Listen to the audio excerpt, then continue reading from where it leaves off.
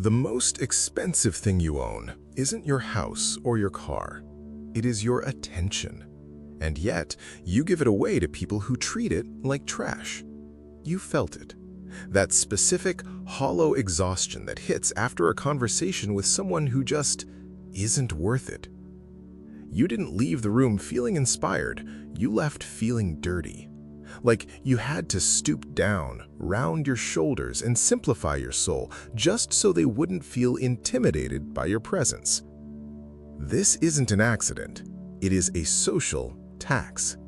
Arthur Schopenhauer, a man who viewed human society with a clinical detachment of a surgeon looking at a tumor, argued that most people are essentially hollow. They don't have an internal life. They have a series of reactions. When you walk into a room, they aren't looking to connect. They are looking to see where you fit in their hierarchy. If you are above them, their first instinct is to pull you down. The disturbing part is that we fall for it every single time. We think we're being polite. We think we're being good people by engaging with the petty, the manipulative, and the small-minded. We tell ourselves that everyone deserves a voice. Schopenhauer would tell you that's a lie. He believed that sociability is a sign of internal poverty. The more a man has within himself, the less he needs from the outside world. Therefore, the people who are the loudest, the most demanding, and the most prone to rattling others are usually the ones with the least to offer. By getting involved with them, you're not helping them. You're just subsidizing their mediocrity with your energy. You're going below your level to meet them. Think about the last time someone tried to bait you. Maybe it was a passive-aggressive comment about your work. Maybe it was a friend who constantly forgets your achievements but highlights your mistakes. Your pulse quickened. You felt the heat rise in your neck. You started rehearsing your defense in your head. In that moment, you lost. The second you begin to defend yourself to someone who doesn't value you, you have accepted their premise.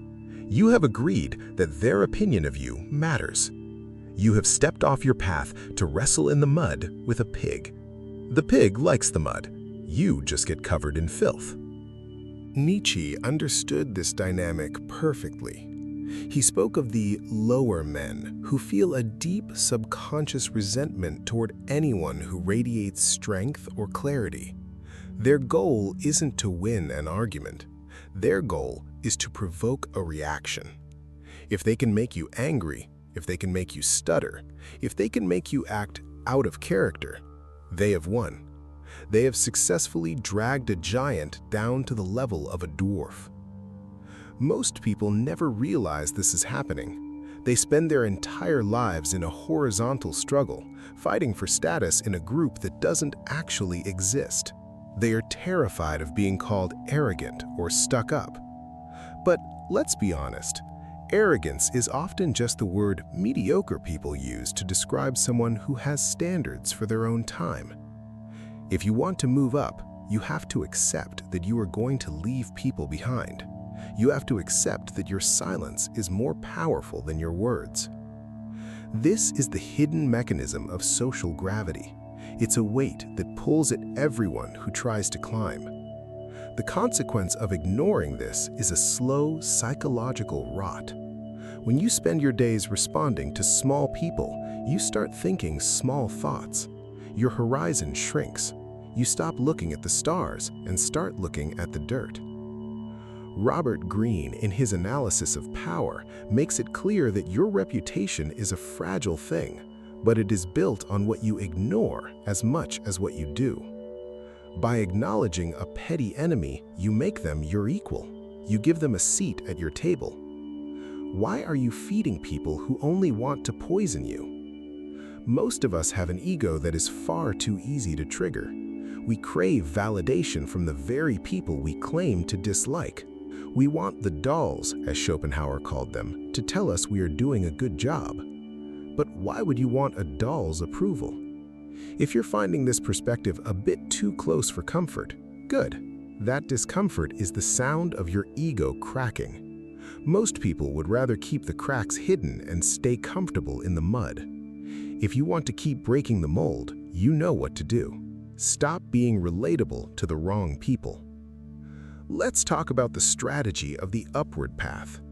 Going up means becoming psychologically expensive.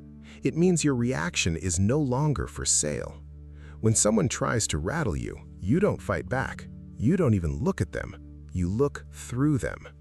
This is what Carl Jung meant when he talked about the unlived life. Most people are living out their shadows through you. They project their failures, their insecurities, and their boredom onto your screen. If you react, you are helping them play out their drama. You are an actor in their tragedy. Stop playing the role. The strategic implication here is a total withdrawal of interest. Not a fake withdrawal where you sit and stew in silence, a genuine, bone-deep realization that their behavior is a them problem, not a you problem. Schopenhauer once noted that we should treat most people the way we treat a cold wind or a rainy day. You don't get angry at the rain, you just open your umbrella and keep walking. You don't try to reason with the wind, you just button your coat. Why do we treat human behavior differently?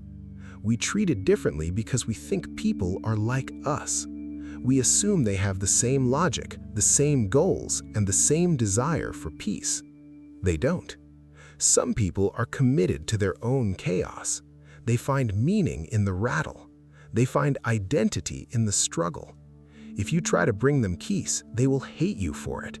It's like trying to pull a fish out of the water to save it from drowning. The fish doesn't want to be saved. It wants you to jump in.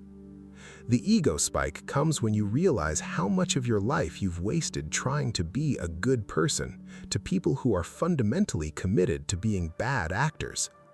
It's a liberating realization, but it's also a lonely one. When you stop going down to meet people, your social circle will collapse. It will feel like a failure at first. You'll look around and see fewer invites, fewer messages, fewer friends. But look closer at the people who are left. Those are the ones who are also moving up. Those are the ones who don't need to rattle you because they are too busy conquering themselves. Machiavelli warned that a prince who tries to be good among a group of people who are not good will eventually come to ruin. The same applies to your psyche. If you try to maintain high-level behavior while surrounded by low-level inputs, you will break. The environment always wins. This is why Schopenhauer was so obsessed with solitude. He didn't hate people, he just loved the clarity of his own mind more than the noise of their company. He knew that every time he walked into a social gathering, he lost a little bit of himself to the collective. A man can be himself so long as he is alone, he wrote. If you cannot be alone, you can never truly be yourself. You will always be a filtered, diluted version of yourself, shaped by the expectations of the people you are trying to meet. The resolution of this reality check is a shift in your fundamental orientation. Instead of asking, "How can I make this person understand me?" you ask, "Is this person worth the breath it takes to explain myself?" Instead of asking, "Why are they doing this to me?" you ask, "Why am I still standing in the blast zone?" The power isn't in the response. The power is in the exit. The disturbing truth is that most of the people who rattle you are doing it because they are jealous of your stillness. They see someone who isn't vibrating with the same anxiety, the same lust for attention, the same need for drama, and it offends them. They want to see you shake. When you don't, when you remain as calm and indifferent as a stone, they will escalate. They will call you names. They will try to hit you where it hurts. This is the final test. If you can pass through that fire without flinching, you have achieved a level of self-mastery that 99% of the population will never know. You have reached the sage protocol. You have realized that most people aren't worth the investment of your spirit. This isn't about being better than them in a moral sense, it's about being different in a functional sense. A high-performance engine cannot run on swamp water. You cannot fuel a high-performance life on low-quality social interactions. Nietzsche famously said, "Distrust all in whom the impulse to punish is powerful." Look at the people in your life. How many of them are trying to punish you for your success, your peace, or your potential? How many of them use concern as a mask for control? The strategic implication is to prune your life with the ruthlessness of a master gardener.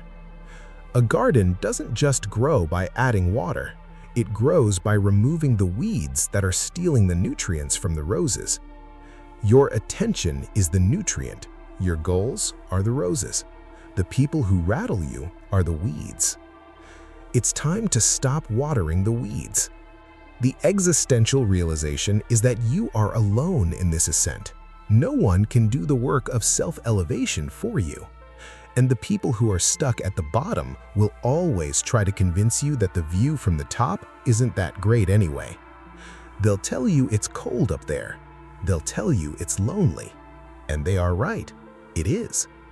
But it's also where the truth lives. Schopenhauer's reality check is a call to a higher form of living. It is a demand that you treat your life as a sacred project rather than a public park. You do not owe the world a relatable version of yourself. You do not owe the dolls a performance. The next time you find yourself in a situation where you feel the urge to descend, to argue, to plead, to explain, or to fight, remember the basement. Remember the thin air. Remember the smell of the mud. Then turn your head.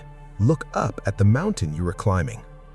The people at the bottom are shouting, but their voices don't carry that far. The higher you go, the quieter they become. Eventually, their voices are just a low hum in the distance, like insects. And then, finally, there is silence.